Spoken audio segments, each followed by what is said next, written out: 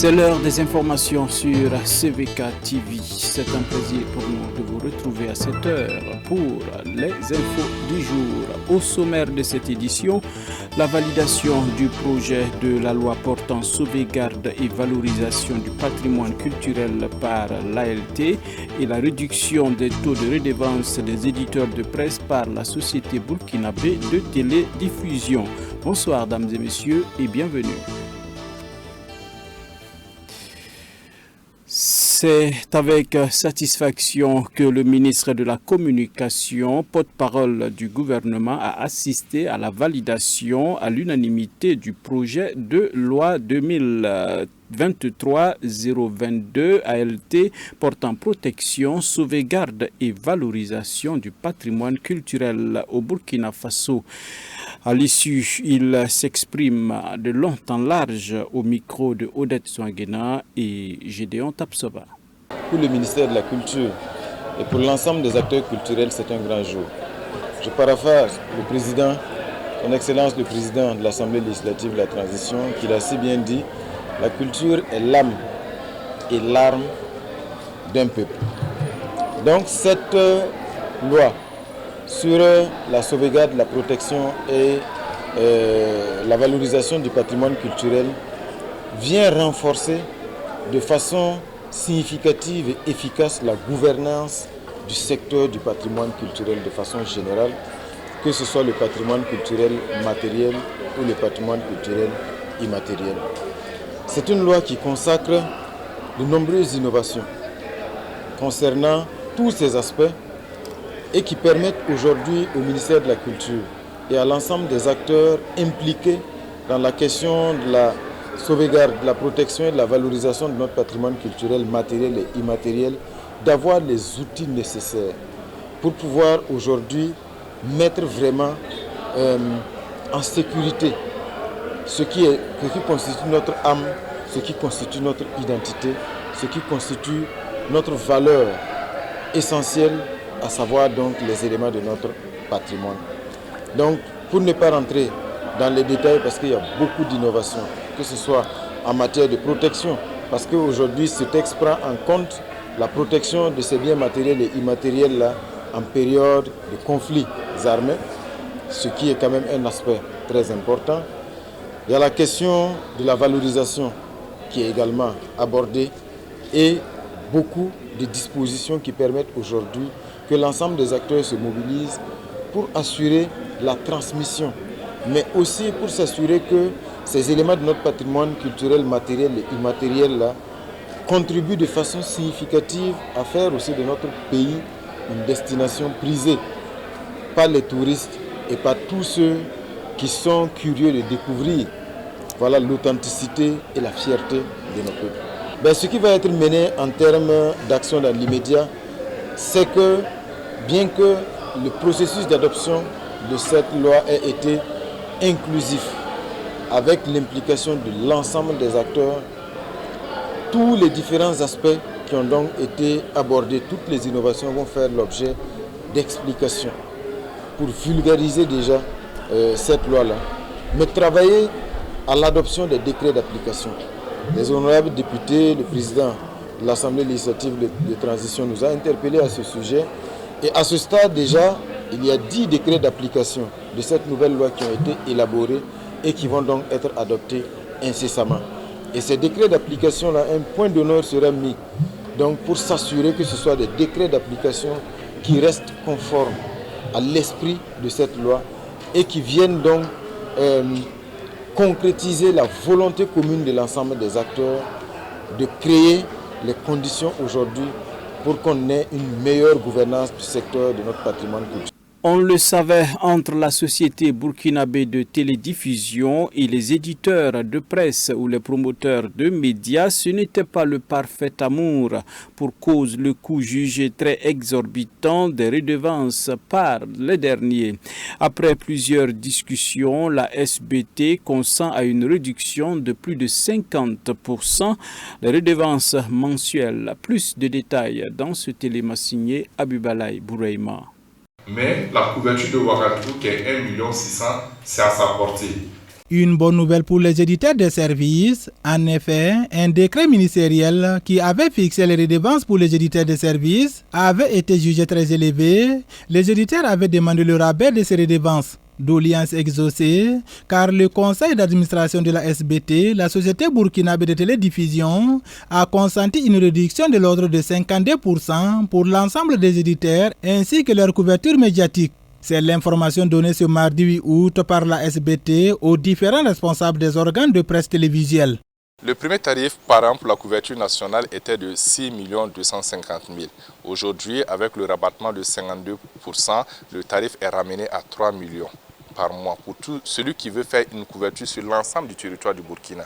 Sinon, à part ça, il y a des déclinaisons, ce qu'on appelle des déclinaisons régionales, donc qui sont en 4 modules et les tarifs varient entre 1 600 000 par mois à 240 000 francs par mois. Pour celui qui émet carrément dans la zone de Tenkodogo et dans certaines régions, il n'a que 240 000 francs à payer par mois. Celui qui est à Bobo Dioulasso et dans la région des Hauts-Bassins, il a 800 000 francs à payer par mois. Celui qui veut une couverture au niveau du plateau de Ouagadougou, ici l'ensemble, il a 1 600 000 francs à payer par mois. Mais celui qui veut couvrir l'ensemble du territoire, il n'a que 3 millions à payer par mois hors TVA. Ça aussi, il faut le préciser parce que nous, on prélève la TVA qu'on reverse au niveau des impôts. Cette nouvelle tarification concerne uniquement ceux qui sont à jour de leur passif. La SBT a informé que chaque éditeur a jusqu'à la fin de ce mois d'août pour choisir son option et achever son ancien contrat avec la SBT pour une nouvelle option. Tout autre chose à présent dans cette édition, la 11e édition du séminaire des jeunes filles organisé par l'Association des servantes de Christ du Burkina Faso a refermé ses portes ce dimanche 6 août. 5 jours durant, ce sont plus de 3000 participantes qui ont été outillées pour rendre leur futur foyer agréable. La clôture avec Delphine Banissi et Jonas Tondé.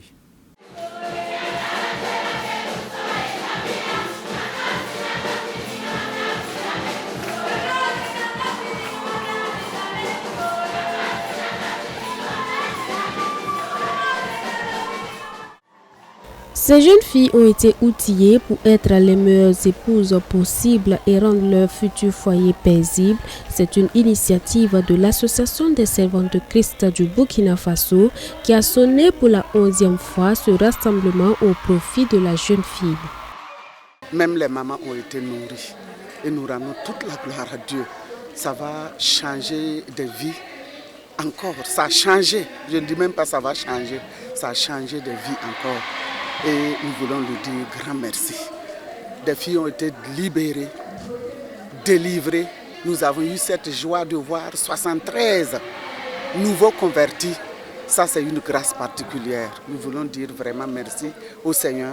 Le bilan que nous voulons faire pour les parents, nous voulons leur dire merci d'avoir permis que ces enfants viennent, que ces jeunes filles soient avec nous durant les 5 jours.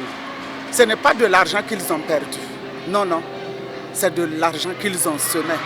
Et ils vont voir qu'ils vont récolter et beaucoup de bénédictions à cause de ces vies changées. Enseignées, ces jeunes filles espèrent faire déjà le choix de leur futur conjoint selon la volonté de Dieu. Je pense que toute chose, il faut toujours aller dans la parole de Dieu pour pouvoir fonder un bon foyer. Quand on va repartir, on va mettre ça toujours en prière, demander au Seigneur de nous aider et de nous accompagner. Qu'il puisse nous donner un bon mari, quoi.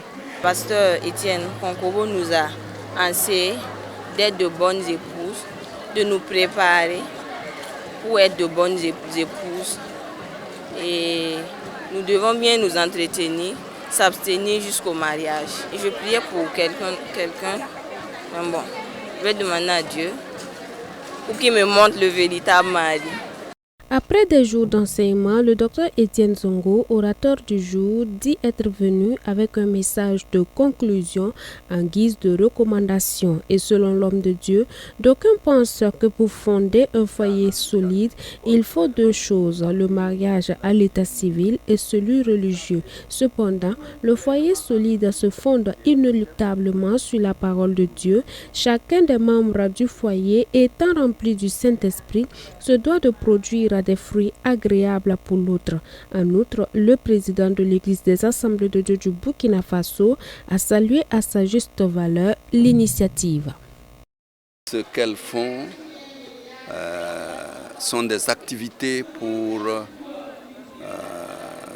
prévenir et apporter une guérison, certes, compte tenu des thèmes qu'ils ont eu à s'adresser à ces jeunes filles.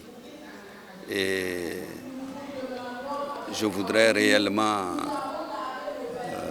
rendre hommage aux orateurs qui ont beaucoup creusé avec l'Esprit de Dieu pour trouver le jus nécessaire de la parole de Dieu pour donner à ces jeunes filles qui vont repartir avec un enseignement que j'allais dire de taille. Nous rendons grâce au Seigneur. C'est une force pour l'Église. Nous savons que le diable rôde autour des foyers, mais nous croyons fermement qu'avec ces enseignements, nos jeunes filles seront équipées et bien préparées pour affronter tout ce qui se passera dans leur futur foyer. Les fondements de ton foyer solide se trouvent dans la parole de Dieu. Voici la recommandation du docteur Étienne Zongo à ces jeunes filles prêtes à repartir dans leurs localités respectives. Mais en attendant la prochaine édition, l'ASC a mis en place un système de suivi afin de pérenniser les acquis de ce 11e séminaire. Toujours l'actualité de l'église réunie à Ouagadougou depuis le 27 juillet, la deuxième édition du camp national du mouvement des scouts évangéliques du Burkina Faso a refermé ses portes ce dimanche. En présence du commissaire général du scout évangélique, le pasteur Xavier Ouedraogo, et d'invités venus d'Italie pour rehausser l'éclat de la cérémonie. Oui, tout a été alors marqué par un engagement ferme de 60 promettant la quintessence de la cérémonie de clôture avec Odette Zouangueda et Xavier Ouedraogo. Venus de Dori, Cinquancé, Bobo Dioulasso, Ouagadougou, Kaya et Kombisiri, les scouts du mouvement évangélique des Assemblées de Dieu du Burkina Faso sont réunis depuis le 27 juillet à Ouagadougou pour le traditionnel camp national scout. Une rencontre qui se tient maintenant chaque année sous la houlette du pasteur François Xavier Compaoré. C'est une école de vie. C'est un mouvement qui forme le caractère et qui aide vraiment l'enfant, l'adolescent et le jeune qui est scout à vraiment être éduqué de façon... C'est une éducation holistique. Ma vision est celle de tout le bureau national qui est là, derrière moi. Et notre vision, c'est que le scoutisme évangélique qui vient d'être reconnu par les Assemblées de Dieu soit une bénédiction pour l'Église. Je voudrais rassurer tout le corps de Christ que nous ne sommes pas venus pour allumer un feu nouveau dans la maison de Dieu. Nous sommes venus pour que les adolescents, les jeunes, les enfants aient une éducation qui leur permette de connaître Jésus et de vivre leur foi chrétienne comme il le faut. Ça, c'est notre but, ça, c'est notre vision.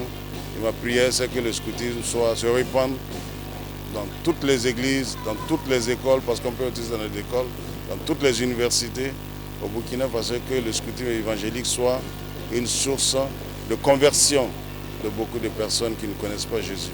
Durant 10 jours, ils étaient au nombre de 214 participants à renforcer leurs capacités sur le plan cognitif, spirituel et sur les techniques et principes du scoutisme. Alors ma motivation principale, il faut dire que le combat que le premier responsable du mouvement scout national a, c'est de faire vraiment vivre le mouvement dans tous les quatre coins du pays. Et moi je suis là ici au nom de ma région et c'est ce qui m'a motivé également à m'engager au sein de ce mouvement-là. C'est aussi de faire valoir ce mouvement-là et permettre également aux jeunes ou bien à toutes les personnes qui ne sont pas encore informées de l'existence de ce mouvement scout évangélique chrétien-là, également qu'ils soient informés et que voilà, ils sachent que c'est un mouvement qui vit et qui travaille donc à promouvoir l'émergence de la jeunesse et des enfants aussi au sein du. Donc de retour dans ma région, je viens sud de la région du Centre-Nord et il faut dire que très difficilement le mouvement évolue dans cette région, tout simplement parce que nous n'avions pas assez vraiment de scoutistes assez aguerris, voilà, qui avaient vraiment les compétences. Mais au cours de ce camp-là, nous avons reçu toutes les compétences nécessaires et nous avons eu au moins 6 promettants voilà, pour cette région. Et je pense que ça fait un nombre assez conséquent qui va plus faciliter le travail. Durant ce camp, on a eu à faire des séances de formation en cordonnage. On a eu à apprendre sur le sécurisme. La clôture du camp du mouvement des scouts évangéliques du Burkina Faso a été marquée par la cérémonie de promesse où 60 promettants se sont engagés à honorer et à respecter les valeurs du scoutisme évangélique. Vous avez vu que nous avons utilisé des symboles, notamment nous avons utilisé l'emblème mondial scout, également les couleurs nationales, tout ceci qui représente, qui ont une grande valeur pour nous, parce qu'en même temps que nous développons justement cet idéal en chaque jeune, nous voulons également les amener non seulement à aimer Dieu, mais aussi à aimer leur patrie. Les saluts que vous avez vus ce matin, ça peut être en tout cas nouveau pour certaines personnes, mais il n'y a pas quelque chose de nouveau. Nous voulons incarner, donc comme je l'ai dit tout à l'heure, ces 3 vertus. Les 3 vertus que sont la franchise, le dévouement et la pureté. Donc c'est pour ça que nous les symbolisons par les 3 doigts levés. Et ensuite, nous avons le pouce qui se replie donc sur l'auriculaire pour signifier simplement que les grands doivent protéger les petits, que le plus fort doit protéger le plus faible. Voilà un peu la signification de ce que nous avons fait ce matin. L'arrivée des emblèmes, l'engagement des promettants, la remise des foulards, pour ne citer que ces axes, toutes les articulations de la cérémonie se sont déroulées sous le regard admiratif des invités spéciaux venus de l'Italie.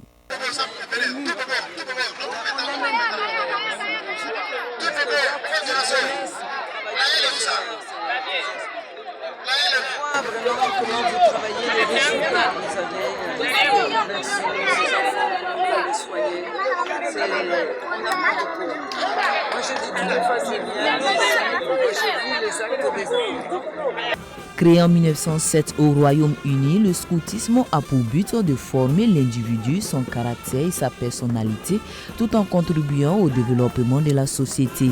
Aujourd'hui, le mouvement est présent dans plus de 200 pays, dont le Burkina Faso.